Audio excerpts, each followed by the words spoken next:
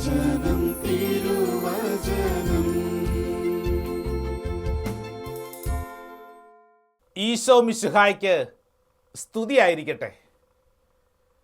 പ്രിയപ്പെട്ട ദൈവജനമേ, ഈ ശുശ്രൂഷയിൽ പങ്കെടുക്കുന്ന നമ്മളെല്ലാവരെയും ശക്തിപ്പെടുത്തുന്നതിന് വേണ്ടി പരിശുദ്ധാത്മാവ് അതിസുന്ദരമായ അതിശക്തമായ അഭിഷേകത്തിൻ്റെ ഒരു വചനം നൽകുകയാണ്. സാധിക്കുന്നവരൊക്കെ വിശുദ്ധ ഗ്രന്ഥം തുറക്കുന്നു. ഹെബ്രായർക്ക് എഴുതപ്പെട്ട ലേഖനം, ബുക്ക് ഓഫ് ഹീബ്രൂസ്, 6-ാം അധ്യായം, അതിൻ്റെ 14-15 വചനങ്ങൾ, ചാപ്റ്റർ 6 വേഴ്സ് 14 and 15. നമ്മളവിടെ വായിക്കുന്നത് അബ്രാഹത്തെക്കുറിച്ചാണ്. ഒത്തിരിയേറെ വാഗ്ദാനങ്ങൾ സ്വീകരിച്ച അബ്രാഹത്തെക്കുറിച്ചാണ് ഈ വചന സന്ദേശം. പക്ഷേ ഇപ്പോൾ ഈ വചനം കേട്ടുകൊണ്ടിരിക്കുമ്പോൾ നമുക്ക് വ്യക്തിപരമായി ദൈവം സംസാരിക്കുന്ന ഒരു അഭിഷേക വചനമാണിത്. നമുക്ക് ഒരുമിച്ച് വായിക്കാം. ബുക്ക് ഓഫ് ഹീബ്രൂസ്, ഹെബ്രായർക്ക് എഴുതപ്പെട്ട ലേഖനം, 6-ാം അധ്യായം, അതിൻ്റെ 14-ാം തിരുവചനം. നിശ്ചയമായും നിന്നെ ഞാൻ അനുഗ്രഹിക്കുകയും വർദ്ധിപ്പിക്കുകയും ചെയ്യും. Book of Hebrews, chapter 6 verse 14. I will surely bless you and multiply you. പ്രിയപ്പെട്ടവരെ, ഇതാണ് സന്ദേശം. എന്താണ് സന്ദേശം? ദൈവം പറയാണ്, നിശ്ചയമായും നിശ്ചയമായും നിന്നെ ഞാൻ അനുഗ്രഹിക്കുകയും വർദ്ധിപ്പിക്കുകയും ചെയ്യും. ഇത് വായിക്കുന്നവർ തൊട്ടടുത്ത വചനം കൂടെ ഒന്ന് ശ്രദ്ധിച്ചോണം. 15-ാമത്തെ വചനം, ഹീബ്രൂസ് ചാപ്റ്റർ 6 വേഴ്സ് 15. വചനം പറയുന്നു, അബ്രാഹാം ദീർഘക്ഷമയോടെ കാത്തിരുന്ന് ഈ വാഗ്ദാനം പ്രാപിച്ചു. And thus Abraham, having patiently endured, obtained the promise. Abraham ക്ഷമയോടെ കാത്തിരുന്ന് ഈ വാഗ്ദാനം പ്രാപിച്ചു. പ്രിയപ്പെട്ട ദൈവജനമേ, വർഷങ്ങൾക്ക് മുമ്പ് ദൈവം അബ്രാഹത്തിന് കൊടുത്ത വാഗ്ദാനം ഈ ശുശ്രൂഷയിൽ പങ്കെടുക്കുന്ന നമുക്ക് വേണ്ടി ദൈവത്തിൻ്റെ ആത്മാവ് നൽകുകയാണ്. നിന്റെ ജീവിതത്തിൽ ഇന്നായിരിക്കുന്ന അവസ്ഥ അതെത്ര പരിതാപകരമാണെങ്കിലും എത്ര സങ്കടകരമാണെങ്കിലും നീ ഒരു കാര്യം ഉറപ്പിച്ചോ, ഈ വചനം വിശ്വസിക്കാമെങ്കിൽ വചനം നമ്മുടെ ജീവിതത്തിൽ സംഭവിക്കും. ലോകത്തിൻ്റെ ഏത് കോണിലിരുന്നു കൊണ്ടാണ് ഈ വചനം കേൾക്കുന്നതെങ്കിലും ഇത് നിനക്കുള്ള ദൈവത്തിൻ്റെ ഒരു സമ്മാനമായിട്ട് കണക്കാക്കുക. എന്താണ് സമ്മാനം? നിശ്ചയമായും നിന്നെ ഞാൻ അനുഗ്രഹിക്കുകയും വർദ്ധിപ്പിക്കുകയും ചെയ്യും. ഈ വചനം കേട്ടുകൊണ്ടിരിക്കുമ്പോൾ തന്നെ ഈ വചനം നമുക്ക് സ്വന്തമായി സ്വീകരിക്കാം. നിശ്ചയമായും എന്നെ എൻ്റെ ദൈവം അനുഗ്രഹിക്കുകയും വർദ്ധിപ്പിക്കുകയും ചെയ്യും. നമ്മൾ നമ്മളോട് തന്നെ പറയുക, യെസ്, എൻ്റെ ദൈവം നിശ്ചയമായും, ഷുവർലി, എൻ്റെ ദൈവം എന്നെ അനുഗ്രഹിക്കും. അനുഗ്രഹിക്കുക മാത്രമല്ല, വർദ്ധിപ്പിക്കുകയും ചെയ്യും. എന്താണ് വചനം പഠിപ്പിക്കുന്നത്? നിശ്ചയമായും. നമ്മളൊക്കെ എന്താ പറയാറുള്ളത്? ചിലപ്പോൾ, അല്ലേ? മിക്കവാറും നമ്മുടെ പ്രാർത്ഥന പോലും ചിലപ്പോഴല്ലേ. അതായത് ചിലപ്പോൾ നടക്കുമായിരിക്കും, നടന്നാൽ കൊള്ളാം, അല്ലേ? ചിലപ്പോൾ. വചനം പറയുന്നത് നിശ്ചയമായും, നിശ്ചയമായും, there is no doubt, ഇത് സംഭവിക്കും. നിശ്ചയമായും എന്നെ എൻ്റെ ദൈവം അനുഗ്രഹിക്കും. അനുഗ്രഹിക്കുമെന്ന് മാത്രമല്ല, അടുത്ത വചനമാണ് ശ്രദ്ധിക്കേണ്ടത്. എന്താണ് വചനം? വർദ്ധിപ്പിക്കുകയും ചെയ്യും. മൾട്ടിപ്ലൈ, വർദ്ധിപ്പിക്കുകയും ചെയ്യും. പ്രിയപ്പെട്ടവരെ, വിശുദ്ധ ഗ്രന്ഥം ഈ വലിയ സത്യം ഇത് ആവർത്തിച്ച് പല സംഭവങ്ങളിലൂടെ നമ്മളെ പഠിപ്പിക്കുന്നുണ്ട്. നമ്മുടെയൊക്കെ ജീവിതത്തിൽ ഇന്ന് കടന്നു പോകുന്ന ദുഃഖവും കണ്ണുനീരുമൊക്കെ തമ്പുരാൻ്റെ കയ്യിലേക്ക് കൊടുക്കാനും ഇതിനെ ഒരു സമാധാനത്തിൻ്റെ, സന്തോഷത്തിൻ്റെ വർധനവാക്കി സ്വീകരിക്കാനും ഈ ശുശ്രൂഷ നിങ്ങൾക്കിടവരട്ടെ എന്ന് പ്രാർത്ഥിക്കുകയാണ്. ഉൽപ്പത്തി പുസ്തകം 15-ാം അധ്യായം, അതിൻ്റെ 5-ാം വചനം. ഉൽപ്പത്തി പുസ്തകം 12-ാം അധ്യായത്തിലാണ് അബ്രാഹത്തിന് വാഗ്ദാനം ലഭിക്കുന്നത്.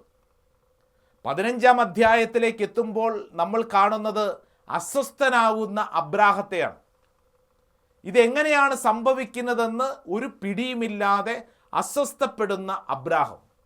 ഈ അബ്രാഹത്തോട് ദൈവം ഒരു കാര്യം പഠിപ്പിക്കുകയാണ്. ഉൽപ്പത്തി പുസ്തകം 15-ാം അധ്യായം അതിൻ്റെ 5-ാം വചനം. വചനം ഇങ്ങനെയാണ്: അവിടുന്ന് അവനെ പുറത്തേക്ക് കൊണ്ടുവന്നിട്ട് പറഞ്ഞു, ആകാശത്തേക്ക് നോക്കുക, ആ കാണുന്ന നക്ഷത്രങ്ങളുടെ എണ്ണം എടുക്കാൻ കഴിയുമോ? നിന്റെ സന്താന പരമ്പരയും അതുപോലെ ആയിരിക്കും. എന്താണ് അബ്രാഹത്തിൻ്റെ അവസ്ഥ എന്നറിയോ? സ്വന്തം ഭാര്യയിൽ നിന്നൊരു കുഞ്ഞു പോലും ഇല്ലാത്ത അവസ്ഥയിൽ സങ്കടപ്പെട്ടിരിക്കുന്ന അബ്രാഹം. ഈ അബ്രാഹത്തോടാ പറയുന്നത്, എടാ നീ ആകാശത്തോട്ട് നോക്കിക്കേ, നക്ഷത്രങ്ങളെ കണ്ടോ, ഇതുപോലെ സന്താന പരമ്പര ഉണ്ടാകും. ജീവിതത്തിൻ്റെ വലിയൊരു ദുഃഖത്തിലിരിക്കുമ്പോഴാണ് കർത്താവ് ഈ വർധനവിൻ്റെ വലിയൊരു വാഗ്ദാനം കൊടുക്കുന്നത്. തൊട്ടടുത്ത വചനം എഴുതിയിരിക്കുന്നത് ഇങ്ങനെയാണ്: അവൻ കർത്താവിൽ വിശ്വസിച്ചു, അവിടുന്ന് അത് അവന് നീതീകരണമായി കണക്കാക്കി. അവൻ ദൈവത്തിൽ വിശ്വസിച്ചു. പ്രിയപ്പെട്ടവരെ, വർദ്ധിപ്പിച്ചു നൽകുന്ന ഒരു ദൈവം, നിന്റെ ഇല്ലായ്മയെ നോക്കിക്കൊണ്ട് ജീവിതകാലം മുഴുവൻ പരിതപിക്കാനല്ല, മറിച്ച് നിന്റെ ജീവിതത്തിൽ ഇന്ന് നീ അനുഭവിക്കുന്ന സങ്കടങ്ങളുടെ മുകളിൽ അനുഗ്രഹത്തിൻ്റെ ഒരു വർധന ഉണ്ടാക്കുന്നൊരു ദൈവം. വിശുദ്ധ ഗ്രന്ഥം നമ്മളെ ആവർത്തിച്ച് പഠിപ്പിക്കുന്ന ഒരു ആത്മീയ സത്യമാണ്. നമ്മളൊക്കെ പലപ്പോഴും പഴയ നിയമത്തിലെ ജോബിനെ കുറിച്ച് കേട്ടിട്ടില്ലേ? ജോബ്, സഹന വഴികളിലൂടെ കടന്നുപോയ ജോബ്. എന്നാൽ ജോബിനെക്കുറിച്ച് അതിസുന്ദരമായൊരു വചനം എഴുതിയിരിക്കുന്നത് ജോബിൻ്റെ പുസ്തകം 42-ാം അധ്യായം അതിൻ്റെ 10-ാം തിരുവചനമാണ്. എന്താ എഴുതിയിരിക്കണമെന്നറിയോ? ജോബ് തൻ്റെ സ്നേഹിതന്മാർക്ക് വേണ്ടി പ്രാർത്ഥിച്ചപ്പോൾ അവനുണ്ടായിരുന്ന ഐശ്വര്യം കർത്താവ് തിരികെ കൊടുത്തു. എന്നിട്ട് അടുത്ത വചനം കൂടെ ശ്രദ്ധിച്ചോണം: അവിടുന്ന് അത് ഇരട്ടിയാക്കി കൊടുത്തു, വർദ്ധിപ്പിച്ചു. Book of Job chapter 42 verse 10. And the Lord restored the fortunes of Job when he had prayed for his friends. And the Lord gave Job twice as much as he had before. അവൻ ഉണ്ടായിരുന്നതിൻ്റെ ഇരട്ടി വർദ്ധിപ്പിക്കുന്ന ദൈവം. പ്രിയപ്പെട്ടവരെ, നമ്മുടെയൊക്കെ പ്രാർത്ഥന ഇപ്രകാരം വലിയ ഒരു അനുഗ്രഹത്തിൻ്റെ വർധനവിന് വേണ്ടി ആവട്ടെ. ഈ വർദ്ധിപ്പിക്കുക എന്ന് പറയുമ്പോൾ ചിലർ ചിന്തിക്കും, മക്കളുടെ വർധനവ്, ഇപ്പം തന്നെ 2-3 പിള്ളേരായി, ഇനിയും വേണ്ട. മക്കളുടെ വർധനവ് മാത്രമല്ല, മറിച്ച് നിന്റെ ജീവിതത്തിൽ നീ എവിടെയാണോ കരയുന്നത്, എവിടെയാണോ സങ്കടപ്പെടുന്നത്, എവിടെയാണോ നിന്ദിക്കപ്പെടുന്നത്, അവിടെ തന്നെ ഉയർത്തുന്ന, ഇരട്ടിയാക്കി നൽകുന്ന, വർദ്ധിപ്പിക്കുന്ന ഒരു ദൈവം. ആ ദൈവമാണ് നമ്മുടെ ദൈവം. വിശ്വസിച്ചാൽ അത് നീതീകരണമായിട്ട് അബ്രാഹത്തിന് സംഭവിച്ചതുപോലെ നമ്മുടെ ജീവിതത്തിലും സംഭവിക്കും. പുതിയ നിയമത്തിൽ ഈ വിഷയത്തെക്കുറിച്ച് അല്പം കൂടെ മനോഹരമായിട്ട് ഈശോ നമ്മളെ പഠിപ്പിക്കും. നമുക്കൊക്കെ പരിചയമുള്ള ഒരു സംഭവമാണല്ലോ അപ്പം വർദ്ധിപ്പിക്കുന്ന സംഭവം. മർക്കോസിൻ്റെ സുവിശേഷം 6-ാം അധ്യായം അതിൻ്റെ 38 മുതലുള്ള വചനങ്ങൾ. Saint Mark's gospel chapter 6 verse 38 onwards. വചനം ഇങ്ങനെയാണ് പറയുക: അവൻ ചോദിച്ചു, നിങ്ങളുടെ കൈവശം എത്ര അപ്പമുണ്ട്? ചെന്ന് നോക്കുവിൻ. അവർ ചെന്ന് നോക്കിയിട്ട് പറഞ്ഞു, 5 അപ്പവും 2 മീനും. പുൽത്തകടിയിൽ കൂട്ടം കൂട്ടമായി ഇരിക്കാൻ അവൻ ജനങ്ങൾക്ക് നിർദ്ദേശം നൽകി. 100ഉം 50ഉം വീതമുള്ള കൂട്ടങ്ങളായി അവർ ഇരുന്നു. അവൻ 5 അപ്പവും 2 മീനും എടുത്ത് സ്വർഗത്തിലേക്ക് നോക്കി, കൃതജ്ഞതാ സ്തോത്രം ചെയ്ത് അപ്പം മുറിച്ചതിന് ശേഷം ജനങ്ങൾക്ക് വിളമ്പാൻ ശിഷ്യന്മാരെ ഏൽപ്പിച്ചു. ആ 2 മീനും അവൻ എല്ലാവർക്കുമായി വിഭജിച്ചു. അവരെല്ലാവരും ഭക്ഷിച്ച് തൃപ്തരായി. ബാക്കി വന്ന അപ്പക്കഷണങ്ങളും മീനും 12 കുട്ട നിറയെ അവർ ശേഖരിച്ചു. അപ്പം ഭക്ഷിച്ചവർ 5000 പുരുഷന്മാരായിരുന്നു. പ്രിയപ്പെട്ടവരെ, നമുക്ക് പരിചയമുള്ള സംഭവമല്ലേ അപ്പം വർദ്ധിപ്പിക്കുന്ന യേശു. ഇതാ യേശുവിൻ്റെ കയ്യിലേക്ക് 5 അപ്പവും 2 മീനും കിട്ടിക്കഴിഞ്ഞപ്പോൾ ഈ കയ്യിൽ കിട്ടിയ അപ്പം, മീൻ പിന്നീട് സംഭവിക്കുന്നത് ഒരു ചെറിയ അനുഗ്രഹമല്ല, മറിച്ച് അത് വർധനവിൻ്റെ അനുഗ്രഹമാണ്. വർദ്ധിക്കാൻ തുടങ്ങി. യേശുവിൻ്റെ കയ്യിലോട്ട് കൊടുത്താൽ അതിൻ്റെ സ്വഭാവം മാറാൻ തുടങ്ങും. അന്തരീക്ഷത്തിന് മാറ്റം സംഭവിക്കാൻ തുടങ്ങും. വർധനവ് ആരംഭിക്കുകയാണ്. പ്രിയപ്പെട്ടവരെ, ഒന്ന് പരീക്ഷിച്ച് നോക്കൂ. ഒരു പക്ഷേ നമ്മുടെ ചിന്തയും നമ്മുടേതായ പ്രവൃത്തിയുമായിട്ട് നടക്കുന്ന തീരുമാനങ്ങളുമായിട്ട് നടക്കുന്നവരാണ് നമ്മളെങ്കിൽ യേശുവിൻ്റെ കയ്യിലേക്ക് കൊടുത്താൽ അത് ചെറിയൊരു അനുഗ്രഹമല്ല, മറിച്ച് അത് വർധനവിൻ്റെ അനുഗ്രഹമായിട്ട് മാറും. ഇത് വിശുദ്ധ ഗ്രന്ഥം നൽകുന്ന വലിയ ഒരു വാഗ്ദാനമാണ്. നിശ്ചയമായും നിന്നെ ഞാൻ അനുഗ്രഹിക്കുകയും വർദ്ധിപ്പിക്കുകയും ചെയ്യും എന്ന് ഹെബ്രായ ലേഖനത്തിൽ പറഞ്ഞിരിക്കുന്ന കാര്യം നമ്മിൽ സംഭവിക്കും. എപ്പോഴാണ്? യേശുവിൻ്റെ കയ്യിലോട്ട് കൊടുത്താൽ. നമ്മുടെ രോഗം യേശുവിൻ്റെ കയ്യിലോട്ട് കൊടുക്കുമ്പോൾ അത് സൗഖ്യമായിട്ട് മാറുന്നു. അന്തരീക്ഷം പോലും മാറും. നമ്മുടെ ദുഃഖം യേശുവിൻ്റെ കയ്യിലേക്ക് കൊടുക്കുമ്പോൾ അത് സന്തോഷമായിട്ട് മാറും. നീ ഇന്ന് കടന്നു പോകുന്ന ജീവിതത്തിൻ്റെ ദുരിതം നമ്മളെ കൊണ്ട് ഇതൊക്കെ മാറ്റാൻ പറ്റുമോ? യേശുവിൻ്റെ കയ്യിലേക്ക് കൊടുത്താൽ എന്ത് സംഭവിക്കും? ഇത് നമ്മുടെ ജീവിതത്തിൻ്റെ ഒരു അനുഗ്രഹത്തിൻ്റെ വർധനവായിട്ട് മാറ്റും. ഇത് വിശുദ്ധ ഗ്രന്ഥം ആവർത്തിച്ച് പഠിപ്പിക്കുന്ന കാര്യമാണ്. അതുകൊണ്ടല്ലേ വിശുദ്ധ കുർബാനയിൽ തന്നെ കാഴ്ച സമർപ്പണത്തിന് സമയം ശ്രദ്ധിക്കണം. എന്താണ് കാഴ്ച സമർപ്പണ സമയം? അൾത്താരയിൽ ഒരു വൈദികൻ അപ്പവും വീഞ്ഞും സമർപ്പിച്ച് യേശുവിൻ്റെ ശരീരവും രക്തവുമായി പിന്നീട് മാറുന്നതിന് വേണ്ടിയുള്ള പ്രാർത്ഥനയാണ്. അപ്പം നമ്മൾ എന്ത് ചെയ്യണം? നമ്മളെന്താ സമർപ്പിക്കാനുള്ളത്? ഈശോയെ, ഈ അപ്പത്തോടും വീഞ്ഞിനോടും ചേർത്ത് ഞാൻ ഇന്ന് കടന്നു പോകുന്ന എൻ്റെ ജീവിതത്തിൻ്റെ ദുഃഖം, നിരാശ, പ്രശ്നങ്ങൾ അതത്ര ചെറുതാണെങ്കിലും സമർപ്പിക്കും തോറും അത് മാറ്റമുണ്ടാകാൻ തുടങ്ങും, അത്ഭുതമുണ്ടാകാൻ തുടങ്ങും. പ്രിയപ്പെട്ടവരെ, വർധനമുണ്ടാകാൻ തുടങ്ങും. ഇത് വിശുദ്ധ ഗ്രന്ഥം ഈ ശുശ്രൂഷയിൽ പങ്കെടുക്കുന്ന നമുക്ക് വേണ്ടി നൽകുന്ന വലിയൊരു വാഗ്ദാനമാണ്. നിശ്ചയമായും നിന്നെ ഞാൻ അനുഗ്രഹിക്കുകയും വർദ്ധിപ്പിക്കുകയും ചെയ്യും. പ്രിയപ്പെട്ട ദൈവജനമേ, ഈ വർധനവ് സംഭവിക്കുന്നത് എപ്പോഴാണെന്നറിയോ? വചനം കേട്ടുകൊണ്ടിരിക്കുമ്പോഴാണ്, വചനം വായിക്കുമ്പോഴാണ്, വചനം അനുസരിക്കുമ്പോഴാണ്. അതായത് 5 അപ്പം യേശു വർദ്ധിപ്പിച്ച ദൈവജനത്തിന് തൃപ്തരാകുവോളം കൊടുത്തു എന്ന് നമ്മൾ വായിച്ചല്ലോ. എപ്പോഴാണ്? ആ അന്തരീക്ഷം ഏതാണ്? ദൈവജനം മുഴുവൻ വചനം കേട്ടുകൊണ്ടിരിക്കുമ്പോൾ. വചനം കേട്ടുകൊണ്ടിരിക്കുമ്പോൾ ദൈവം വർദ്ധിപ്പിക്കും. അതുകൊണ്ടാണ് വിശുദ്ധ ഗ്രന്ഥം വായിക്കണം, വചനം കേൾക്കണം, വചനം പ്രാവർത്തികമാക്കണമെന്നൊക്കെ നമ്മളൊക്കെ എപ്പോഴും പറയുന്നത്.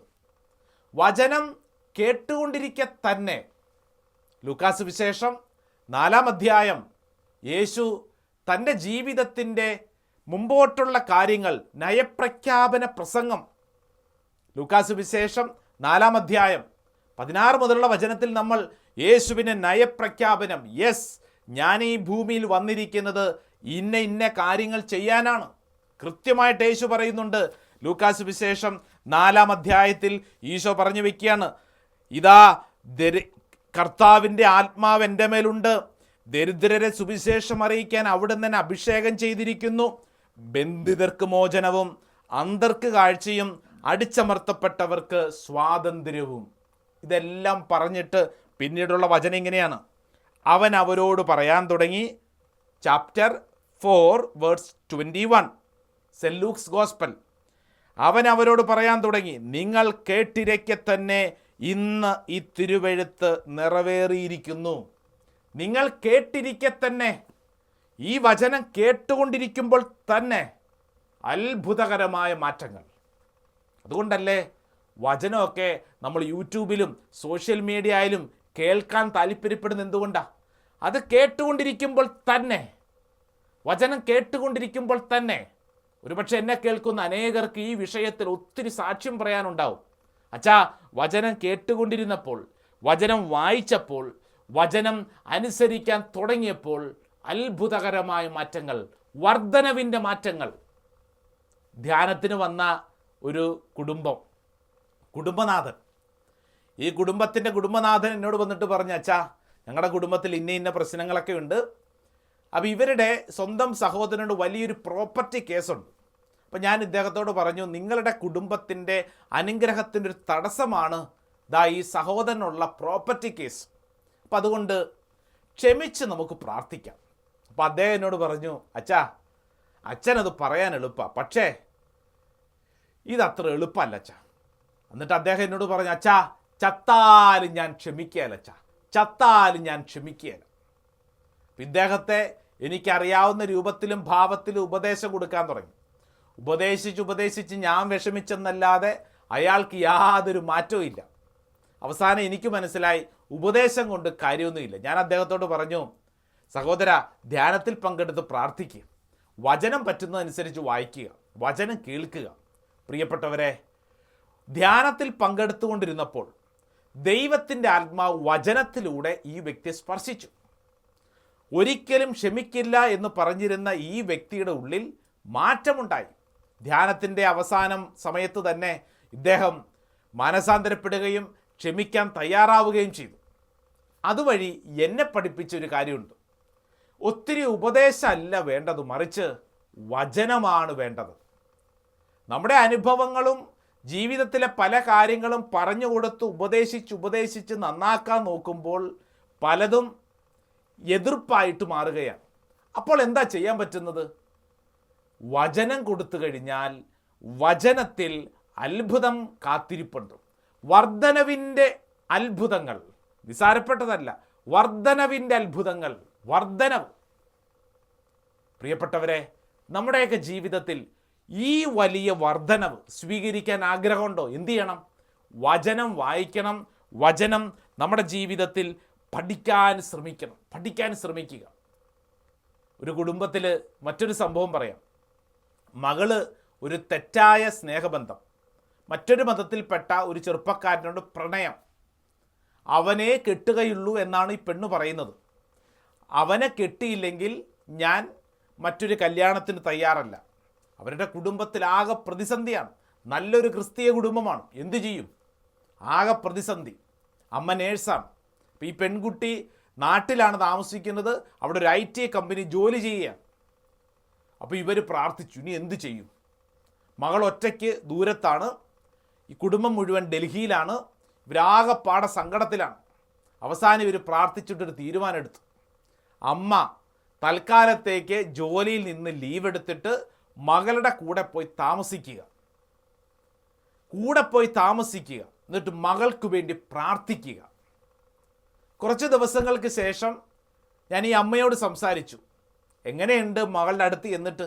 വല്ല മാറ്റമുണ്ടോ? അച്ഛാ, ഞാൻ ചെയ്യുന്ന കാര്യം എന്താണെന്നറിയോ?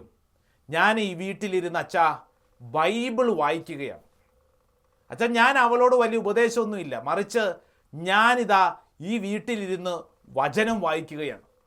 അച്ഛാ, സത്യം പറയാമല്ലോ, എൻ്റെ ഉള്ളിൽ വലിയൊരു സമാധാനമുണ്ട് എന്ന് മാത്രമല്ല, എൻ്റെ മകളുടെ സ്വഭാവത്തിലും മാറ്റങ്ങളുണ്ടച്ഛാ. എന്നോട് ഇത്രയും നാൾ അവൾ തുറന്ന് സംസാരിക്കാറില്ലായിരുന്നു, പക്ഷേ ഞാൻ വചനം വായിക്കാൻ തുടങ്ങിയതനുസരിച്ച് അവൾക്ക് എന്നോടൊരു സ്നേഹമുണ്ട്. നീണ്ട നാളുകൾക്ക് ശേഷം സംഭവിച്ച കാര്യം എന്താണെന്നറിയോ?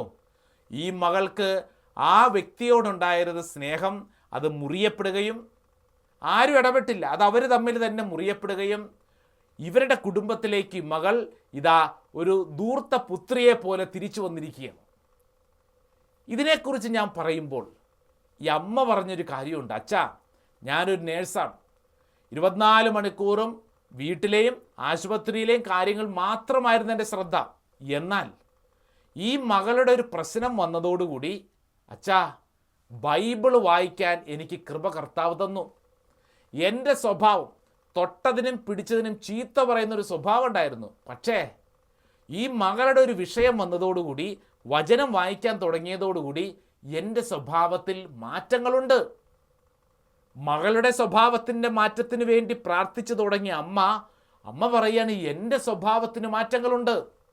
പ്രിയപ്പെട്ടവരെ, ലൂക്കാസ് വിശേഷം 4:21 പറയുന്നു, അവൻ അവരോട് പറയാൻ തുടങ്ങി, നിങ്ങൾ കേട്ടിരിക്കെ തന്നെ ഈ തിരുവെഴുത്ത് നിറവേറിയിരിക്കുന്നു.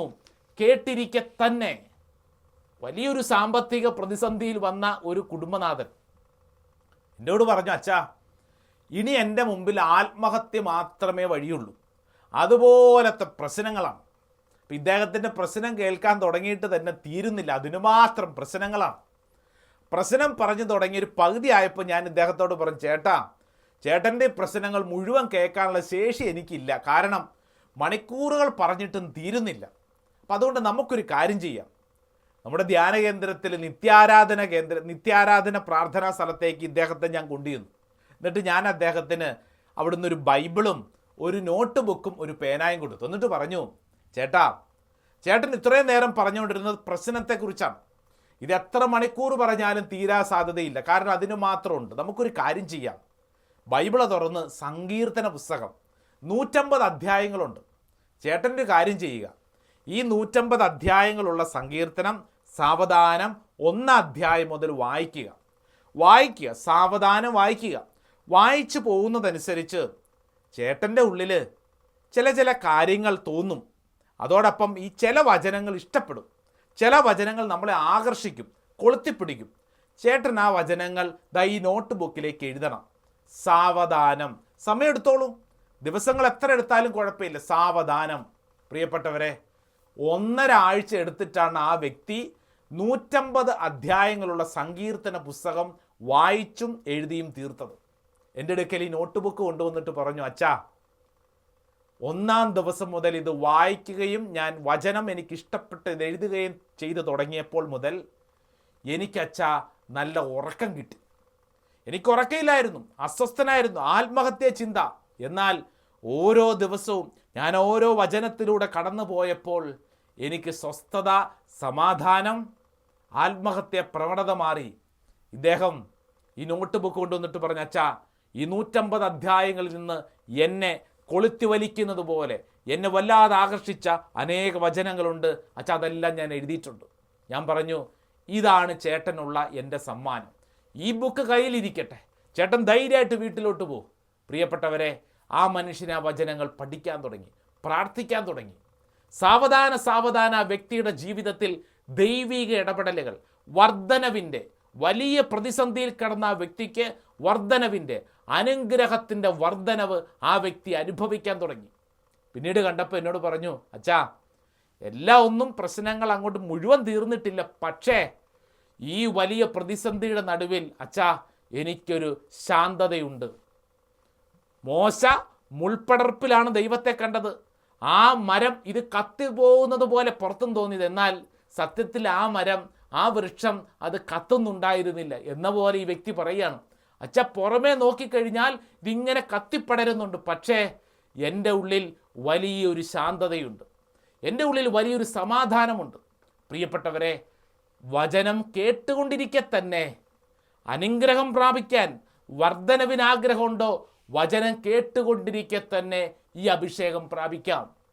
അതുകൊണ്ടാണ് വെളിപാട് പുസ്തകം 1-ാം അധ്യായം 3-ാം വചനം പറയുന്നത്, ഈ പ്രവചനത്തിലെ വാക്കുകൾ വായിക്കുന്നവരും കേൾക്കുന്നവരും ഇതിൽ എഴുതപ്പെട്ടിരിക്കുന്നത് പാലിക്കുന്നവരും അനുഗ്രഹീതർ. Book of Revelation chapter 1 verse 3, blessed is the one who reads aloud the words of the prophecy, and blessed are those who hear and who keep what is written in it. ഈ വചനം വായിക്കുന്നവർ, കേൾക്കുന്നവർ, പാലിക്കുന്നവർ അനുഗ്രഹം പ്രാപിക്കപ്പെട്ടിരിക്കുന്നു. ഈ കാര്യത്തെക്കുറിച്ച് വീണ്ടും ഹാബക്കൂക്ക് പ്രവചനം പറയുന്നത് 1-ാം അധ്യായം 5-ാം വചനം, ജനതകളുടെ ഇടയിലേക്ക് നോക്കി വിസ്മയഭരിതരാകുവിൻ, പറഞ്ഞാൽ വിശ്വസിക്കാനാകാത്തൊരു പ്രവൃത്തി നിങ്ങളുടെ നാളുകളിൽ ഞാൻ ചെയ്യാൻ പോകുന്നു. നാളെ ചെയ്യും, മറ്റന്നാൾ ചെയ്യുമെന്നല്ല, ഈ നാളുകളിൽ വചനം കേട്ടുകൊണ്ടിരിക്കെ തന്നെ ഇത് സംഭവിക്കും. സങ്കീർത്തകനായ ദാവീദ് ഈ വിഷയത്തെക്കുറിച്ച് പറയുന്നത് സങ്കീർത്തനം 107:38 അധ്യായം, അവിടുത്തെ അനുഗ്രഹം കൊണ്ട് അവരുടെ എണ്ണം പെരുകി അവരുടെ കന്നുകാലികൾ കുറഞ്ഞു പോകാൻ അവിടുന്ന് സമ്മതിച്ചില്ല. അനുഗ്രഹം നിസാരപ്പെട്ടതല്ല, അനുഗ്രഹം വർദ്ധിപ്പിക്കുന്ന അനുഗ്രഹം. Book of Sam chapter 107 verse 38, by his blessing they multiply greatly and he does not let their cattle decrease. ദൈവം വർദ്ധിപ്പിക്കും. എൻ്റെ പ്രിയപ്പെട്ട സഹോദര സഹോദരി, അബ്രാഹത്തോട് വർഷങ്ങൾക്ക് മുമ്പ് ദൈവം പറഞ്ഞ കാര്യം നമ്മിൽ സംഭവിക്കട്ടെ. നിശ്ചയമായും എൻ്റെ ദൈവം എന്നെ അനുഗ്രഹിക്കും, എന്നെ വർദ്ധിപ്പിക്കും. നമ്മുടെ ജീവിതത്തിൻ്റെ സമസ്ത മേഖലകളിലും ശ്രദ്ധയോടെ നമ്മൾ ഹെബ്രായ ലേഖനം അതിൻ്റെ 6-ാം അധ്യായം 15-ാം വചനം കൂടെ മനസ്സിലുറപ്പിക്കണം. എന്താണ് വചനം? അബ്രാഹാം ദീർഘക്ഷമയോടെ കാത്തിരുന്ന് ഈ വാഗ്ദാനം പ്രാപിച്ചു. And thus Abraham, having patiently endured, obtained the promise. ദീർഘക്ഷമയോടെ കാത്തിരുന്ന് പ്രാർത്ഥിച്ച് ഈ കാര്യം സംഭവിക്കും.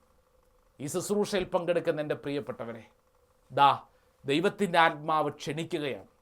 നമുക്ക് വേണ്ടി ദൈവം ഒരുക്കിയിരിക്കുന്ന വലിയ വാഗ്ദാനം, വർധനവിൻ്റെ വാഗ്ദാനം സ്വീകരിക്കാം. എങ്ങനെ?